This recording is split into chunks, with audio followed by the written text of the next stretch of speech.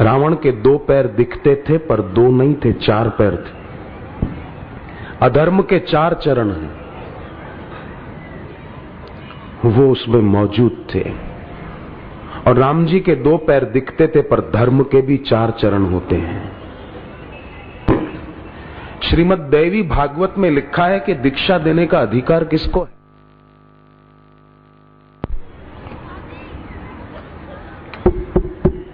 वर्णन आता है कि जिसको ईश्वर का साक्षात्कार हुआ उसी महापुरुष को दीक्षा देने का अधिकार है, और जो ले वो धनभागी है। इंटरव्यू देने गया एक आदमी नौकरी के लिए, तो मैनेजर सवाल पूछ रहे थे, ये जवाब दे रहा था, सब जवाब में खरा उतरा। आखिरी में इंटरव्यू लेने वाले ने कहा, बस अब आपकी नौकरी पक्की, आपको अभी नियुक्ति पत्र मिल जाएगा, पर कुछ अंग्रेजी शब्द में बोलूंगा, आप उसका अपोजिट शब्द बोल देना, ठीक है? ठीक है। गुड, वो बोला बैड। कम, बोला गो। स्टैंड अप, सिट डाउन, ठीक। अगली, वो बोला पिछली। वो बोला तुम क्या कहते? अगली। फिर बोला वो पिछली। अब वो अगली अंग्रेजी में बोल रहा था, UGLY, अगली माने कुरूप, और वो समझ रहा था कि अगली हिंदी बोल रहा है और इसका अपोजिट पिछली। मैनेजर बोला यू आर रॉन्ग, वो बोला आई एम राइट। इसको लगा मैं अभी भी अपोजिट ही बोल रहा हूं। मैनेजर को गुस्सा आया, उसने कहा शट अप, वो बोला keep talking, keep talking. Manager बोला गेट आउट, वो बोला कम इन, कम इन, कम इन। मैनेजर को आया गुस्सा, वो बोला ओ माय गॉड, मतलब किससे पाला पड़ा है? ओ माय गॉड, वो बोला ओ माय डेविल। मैनेजर गुस्से से खड़ा हुआ और बोला कि यू आर रिजेक्टेड। वो नाचता हुआ बोला I am selected, I am selected. संसार में लोगों को पद प्रतिष्ठा पाकर लगता है कि हम सिलेक्टेड हो गए, पर ईश्वर की दृष्टि में रिजेक्ट हो गए, क्योंकि जो करने को आए थे वो किया नहीं और अपनी आयु गंवा दी। जिंदगी पूरी हो गई और जिए बिल्कुल भी नहीं। चले तो बहुत पर मंजिल नहीं आई। नदी के पानी पर रेती की दीवारें खड़ी करते रहे, कैसे बनेगी? जिंदगी पूरी हो जाएगी। धनभागी वो है जो सत्संग में आ पाए और गुरु से दीक्षा लेकर सचमुच में नाम की कमाई करे। मैं आपसे एक सवाल पूछूं, प्यास लगी हो तो कुल्ला करने से कभी प्यास मिट सकती है क्या?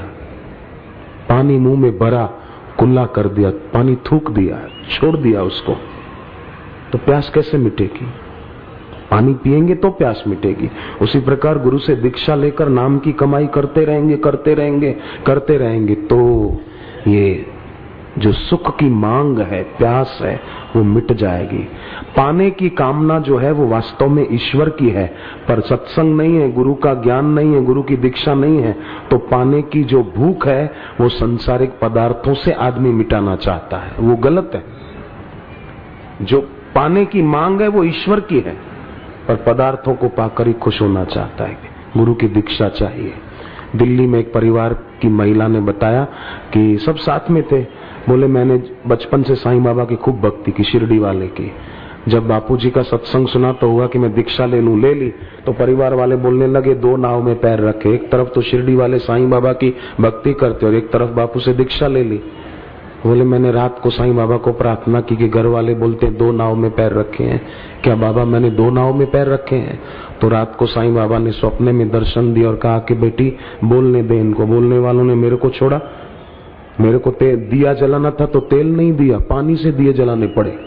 मैं जब था तो मेरे को भी तो बोलते थे, तुझे बोलते, तू क्यों चिंता करती है?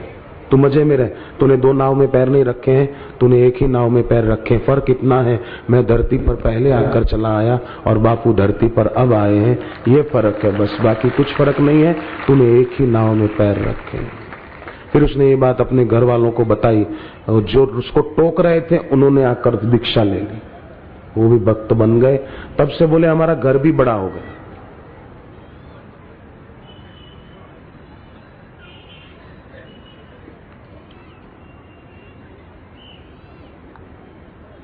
कई लोग कई प्रकार के अनुभव करते रहते हैं। निंदा करने वालों ने निंदा में कमी नहीं रखी, पर भक्ति करने वाले साधकों ने भक्ति में कमी नहीं रखी। यहाँ देखो ना, पहला सत्र है और कितनी श्रद्धालुओं की भीड़ है। पंडाल पूरा भर चुका, लोग बाहर बैठे हैं, खड़े हैं। आदिलाबाद में कितनी भीड़ थी। आहा, तेलुगु भाषी लोग थे आधे से ज्यादा, तो हिंदी तो सब समझते भी नहीं थे, पर गुरुदेव के हृदय का भाव सब समझ रहे थे। गुरुदेव की आंखों से जो आशीर्वाद बरस रहा था वो सब झेल रहे थे।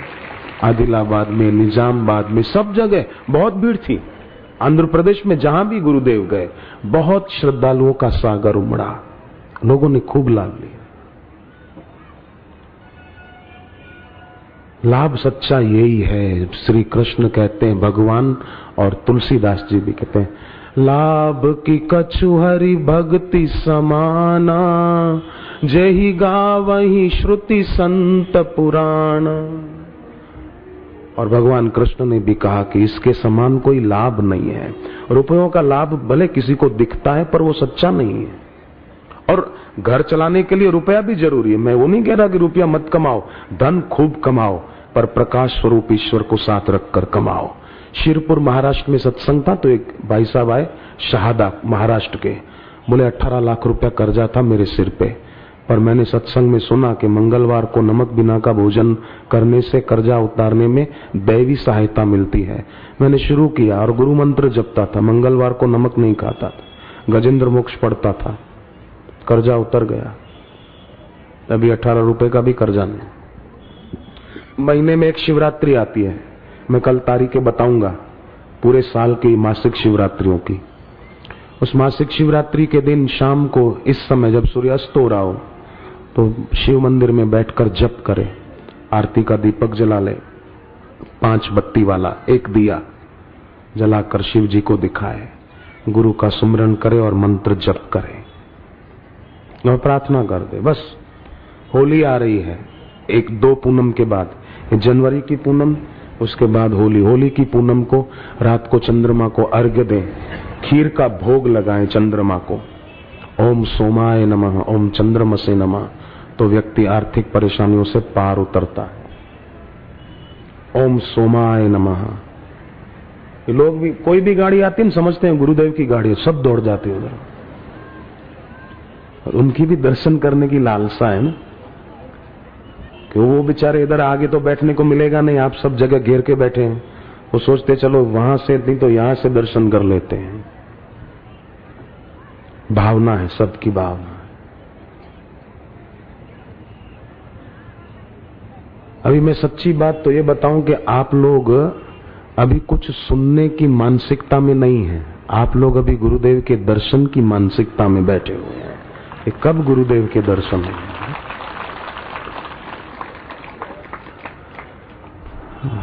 दर्शनम तव लोकस्य सर्वथा अगहरम परम।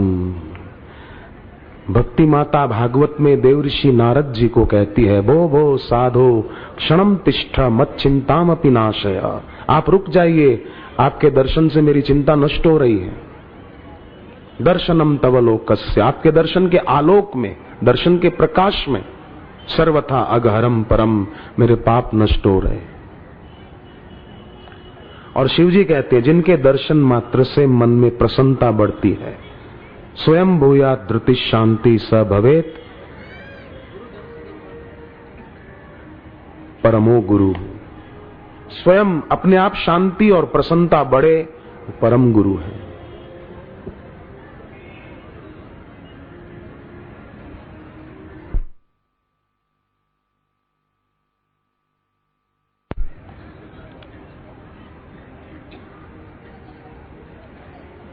हैदराबाद में कितने समय के बाद गुरुदेव आए? 1 साल? हाँ, 1 साल, 1 साल 3 महीने, 2, जो भी हो, सौभाग्य। मैं चाहता हूं भले हैदराबाद में साल में 1 बार गुरुदेव का आगमन तो होना ही चाहिए।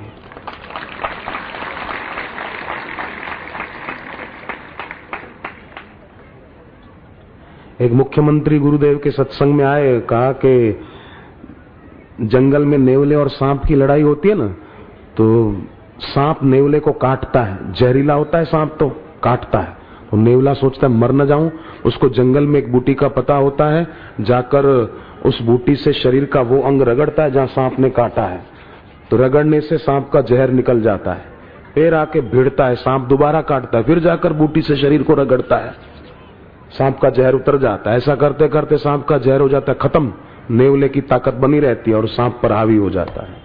मुख्यमंत्री बोले कि जब जब संकट और समस्या रूपी सांप मेरे को काटता है, मैं बापूजी के सत्संग में आ जाता हूं, बूटी सूंघ के जाता हूं और समस्याओं के सांप को हरा देता हूं, भगा देता हूं। तो बात सही, सदगुरु के सत्संग से, सुमिरन से, दृष्टि से। परीक्षित राजा ने तो सुखदेव जी को कहा, ये शाम संस्मरणात् पुंसाम सद्य शुद्ध्यन्ति वही ग्रहा। आप जैसे महापुरुषों के सुमिरन से हम गृहस्थियों के घर पवित्र हो जाते हैं। इसलिए आप देखना, घर पे बैठे हुए सुबह थोड़ा धूप आदि करके गुरुदेव की तस्वीर के सामने बैठेंगे ना, आपको लगेगा कि हम तस्वीर के सामने नहीं, गुरु के सामने बैठे, गुरु की मूरत सूरत बन के प्रकट हो रही है। ऐसा आपको महसूस होगा, क्योंकि ईश्वर को पाए हुए महापुरुष, वो तुलसीदास जी ने कहा, आप बोलना साथ में, वंदे बोधमयम नित्यम वंदे गुरुम शंकर रूपिणम यमाश्रितो हि वक्रोपि श्रितो हि चंद्रः सर्वत्र वंद्यते। ज्ञान स्वरूप गुरुदेव को प्रणाम है, जो गुरु साक्षात गुरुम शंकर रूपिणम शिव स्वरूप है, जिनके भाल में वक्र चंद्र आया तो वो भी सम्मानित हो जाता है। तो होली की रात को जिनको भी आर्थिक परेशानी रहती हो वो ये काम करना, होली की रात को पैसों की तंगी रहती है जिनको भी घर में, होली की रात को खीर बना लेना, रात का भोजन करने से पहले वो खीर चंद्रमा को प्रसाद रूप में धरना, घर की छत पे जाकर दिया जलाना, चंद्रमा को दिखाना और मंत्र बोलना, ओम सोमाय नमः,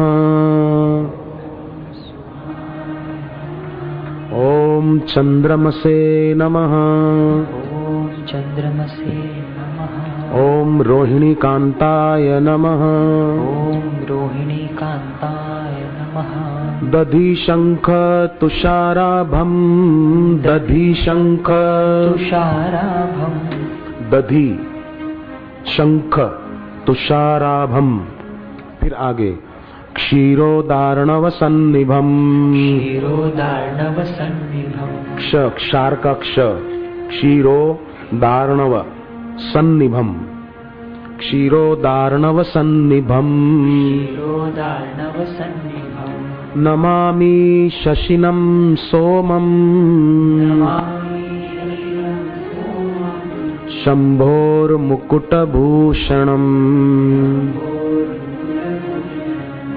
शम्भोर्मुकुटभूषणम्।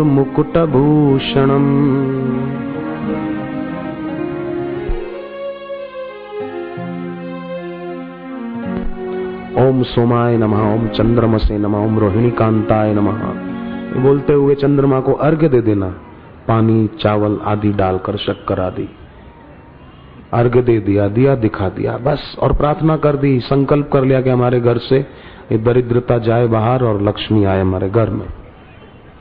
बहुत फायदा, होली की रात को जरूर करना, क्योंकि हो सकता है आप में से कोई कल यहाँ आए ना आए, तो मैंने आज ही बता दिया। मासिक शिवरात्रि की तारीखें मैं कल बताऊं, कल फिर सब ना आओ तो आज बता दूं? हाँ, क्यों कल नहीं आओगे? अगली मासिक शिवरात्रि 1 फरवरी की है, उसके बाद 2 मार्च की है। 2 मार्च रात को कर लेना, 3 को भी कर लेना मार्च, ये क्योंकि ये मार्च वाली महाशिवरात्रि, 2 को भी करना शाम को, 3 को भी कर लेना। फिर 1 अप्रैल की है, उसके बाद की कल बताएंगे।